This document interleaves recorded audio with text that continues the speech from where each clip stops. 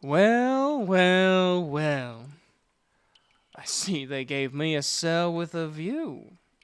Right across from the one lucky enough to be tasked with relieving my shoulders of my head. I don't think you quite grasp the honor you've been awarded. You are the one who's been chosen to finally put an end to the infamous Phantom. To defeat the god of all tricksters who has tormented the capital for so long. But darling, you don't seem like a killer. Despite the robes that conceal the shape of your body and the mask that hides your face, I can tell you're quite young for an executioner. The way you're sharpening your blade, in all honesty, I don't mind it. I've always had a thing for sharp objects near my throat. I am aware you're attempting to intimidate me, but your movements are elegant, graceful even. They aren't those of a brute who's been ending people to earn a living for years. You remind me of a dancer. I bet if I took those heavy leather gloves off your hands, I'd be met with soft palms and gentle, dainty fingers. No matter what you may look like beneath all this cloth, it ought to be breathtaking. If we had met under different circumstances, I would have been able to take you out for a nice drink. Something to take your mind off the harsh reality of your profession. Or perhaps there's still a chance to do so. To take a rest, unwind, have a little fun. It's a shame I have to spend my last few nights behind these iron bars on a cold stone floor. I'm sure you too can think of a better way to spend the evening than with this half-hearted attempt at psychological torture. So what do you say? Will you escort me to the tavern? It's my treat. You can bring the shackles and blades if it makes you more comfortable. I'm sure they could be of use later on. Though, we may disagree on who carries which. What? No reaction? Is this how you choose to treat a handsome stranger who offers to take you out? Fine. Perhaps you're looking forward to my execution. Do you enjoy the rush of power? Standing tall while I'm forced to kneel, presenting my neck to you? Being in control of what happens to my life, deciding the very second I draw my last breath? Or maybe, just maybe, you think of yourself as a savior, a hero, someone who brings justice to the sinners, who brings a sudden and permanent end to the scum of the kingdom. Of course, in the end, none of the praise will be afforded to you. As always, the king will be the one receiving thanks. He'll bathe in the cheer, the crowd will applaud him, and he'll enjoy the favor of all the royals I have plagued. He'll be the one to reap the benefits, even though it was his knights who were brave and cunning enough to catch me, and it is you who will end me. Well, if you get that far, that is. I can tell you're having doubts, love. After all, hasn't the Phantom escaped every dungeon, every jail he's ever set foot in? Hasn't he vanished from the scaffold each time, fled the scene while the headsman was already swinging the axe? Why would you do any better? Who says you will be the one to finally execute my sentence? Many have tried, all have failed. Is it really worth the embarrassment to try? It is not too late to quit this job after all. No matter the improvements to the cells, the precautions taken by the guards, I always find a way to make it out alive. Trust my words, love. After all, my head is still firmly attached to my neck, is it not? They don't call me the Phantom without reason. I've earned this name.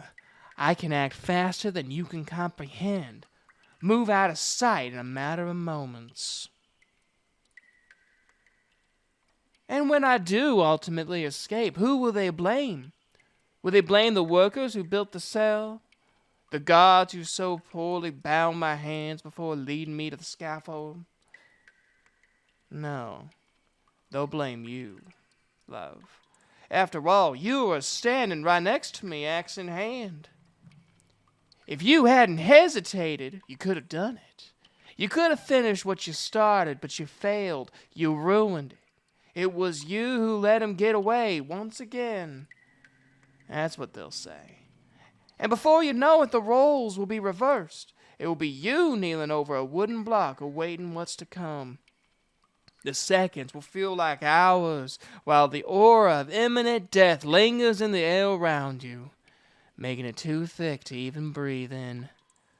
And then, whoosh, a gust of wind, a sharp pain. At least you won't have to suffer for long, right? Oh, what a shame it would be, though. A waste of life that barely just started. Though any life in this kingdom is a wasted one. Would you believe me if I told you I've broken into the treasury? You couldn't possibly fathom the extent of his possessions. Riches beyond imagination. The king is drowning in shimmering gems, extravagant jewelry, shiny goblets, the finest silks, exotic spices, and expensive dyes. And yet we common folk need to suffer. Our elders are freezing, our children are starving, our people are at war, and those who stay behind are worked to the bone. To all this the king turns a blind eye. He despises us. He doesn't waste a single thought on our needs. We're nothing more than tools to him, a means to an end. Is this really who you want to be serving? Whose so-called justice you want to carry out? Think about it, love. We're on the same side, really. You may see me and my allies as the scum of this city, as nothing but street rats. But have you ever considered who's the real criminal? He's taken brothers from me, cousins, friends. I'm sure you know just as well as I how it feels to arrive home to a sobbing mother to find they took away your siblings. They're ruthless, and you know it too. I was 10. 10! I was a child when the knights took my father. When they forced him to join the army to fight in this futile war that brings nothing but pain and suffering and death. And I had barely become a man when the knights killed my brother. They murdered him in cold blood, and when he refused to follow my father's footsteps that lead straight into the abyss. That day I swore to bring the king to his knees. One day I'll hold the scepter. I'll make sure no child will ever again have to suffer the way I did. Never again will any child go to bed hungry, see the family die, be sent off to war. Not if I can help it. But I can't do it by myself. There's hundreds of knights and even more poor bastards who are still loyal to the crown, whether out of fear or pure idiocy. They don't see that we need to unite, that we need to stick together to change everyone's life for the better, to save our parents, our siblings, our children. You can join me. You can be part of a revolution. Follow my lead, and you can bring true justice to the people of his kingdom. You can liberate them instead of ending them one head at a time. So what do you say? Are you ready for a greater purpose? Oh, come on! Say something! Anything! Oh, by the gods above, you're a tough one. Bringing me to my wit's end. I've tried to rile you up against your king. I tried to scare you with the notion of looming death, to charm you, and yet none of my attempts have shown any effect. Not a word out of your mouth, not a twitch of your hand. Not once did you stop your work to listen to me or to reprimand me. Not even a scoff. By now I'm unsure whether you're even able to hear me or speak my language. Well, at this point, I can be honest with you, show a little, how do they say, vulnerability. It doesn't matter anyway. Either you won't understand my words, or you're as unaffected by them as the rocks that make up these walls. One way or the other, I'll be dead within the week. In truth, there is no way I can escape this time. I have exhausted my options before you even set foot in here today. Otherwise, I'd be long gone. This dungeon has been so heavily reinforced. All my usual methods have been taken into consideration. No chance.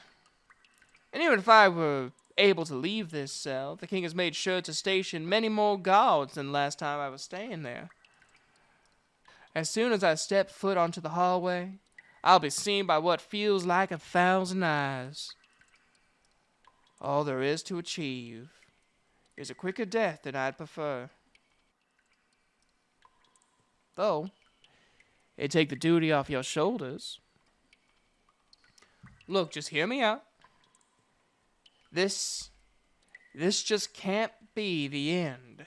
I can't die like this. There's things that I still need to do for our people. And I know you can see it too. Even if you don't want to risk your own life by helping me, you could at least drop a key or forget to lock a door. I know I've brought this fate upon myself. I know I've angered the royal family, the clergy, the knights. And considering all the harm, all the collateral damage I've caused, when the king takes out his frustrations for me on the commoners, harsher rules, even higher taxes, even more starving children, I probably deserve it. But I just need more time to make it all worth it. And if I can't be afforded this time, then I at least need one more night. One night is all it'd take to get my affairs in order. I know you got a heart somewhere beneath that dark robe. I know you haven't yet become ruthless enough to turn a blind eye to a humble request. And isn't it true that everyone should be granted a final wish? Please, there's someone I need to see one last time. This person is of the utmost importance to me. My beloved little Raven. My partner.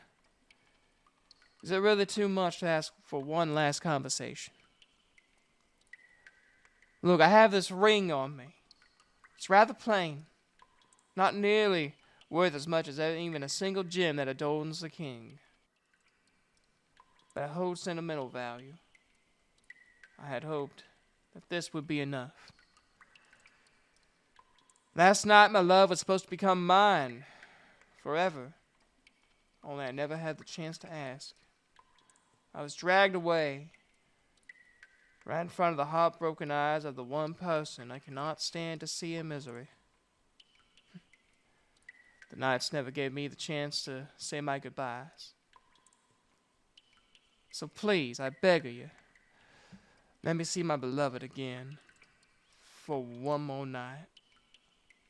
You can leave me in there in cuffs and drag me back by my hair if you need to. Just please consider it. My poor Raven deserves to get closure, to know what will happen to me. I don't want the last remaining memory of me to be the moment I was captured or the sight of my death. Give me one more night. I promise I will not cause trouble. Just please. Please, I can see your tone. If you can't do it for an outlaw like me, at least do it for my innocent beloved. Oh, thank the Lord for your kindness. And thank you so much. You won't regret this. I will repay you this favor tenfold. What are you waiting for? Turn the key already. I promise I'm of no danger to you.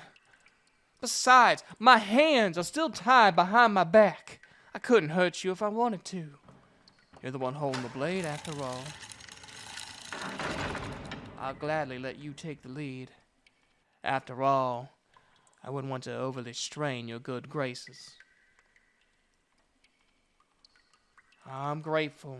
I won't need to spend all my remaining time behind bars. Will you take me to the inn? We should find my raven there.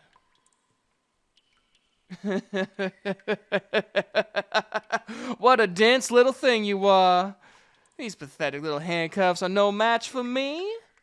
My hands weren't bound at any time during our conversation, and you didn't even notice. Well, my dear, I'm afraid I'm in charge now. I cannot be contained. I escape dungeons like they're child's play. Even without you, escaping that rotten cell would have been easy. But trying to find a way to crack your stoic demeanor was, well, it was way too enticing for someone like me. You should have been more cautious when dealing with a criminal. After how little a reaction you showed to my advances, I didn't think a made-up sob story would bear fruit. Yet it worked wonderfully. Is there a hopeless romantic hidden behind all this cloth? Oh, stop struggling. It's no use. I won't let go of you that easily. After all, you did cost me quite a lot of patience. Now, let's see what's beneath this mask. I can't wait to see the look of defeat on your face. This is gonna be a treat. Raven? What does this mean? Oh, you little trickster. I should have known. Who do you think you are, toying with me like this? You've become a true master of deception yourself, haven't you? You've surpassed your mentor. Even I couldn't tell it was you all along. You should know I was simply making up a story, my pet. The ring was my mother's, though I do not plan on giving it away if that was ever a thought. I apologize if that disappoints you. Though if you stay around, maybe someday I'll have a ring for you too. I suppose since you did open the cell door for me, I still owe you a favor. I did say I'd pay you back, and a promise is a promise after all. Don't get cocky, pet. I will decide what I give in return. You've had your fun already. Besides, I think I may have just the right thing in mind. Come here.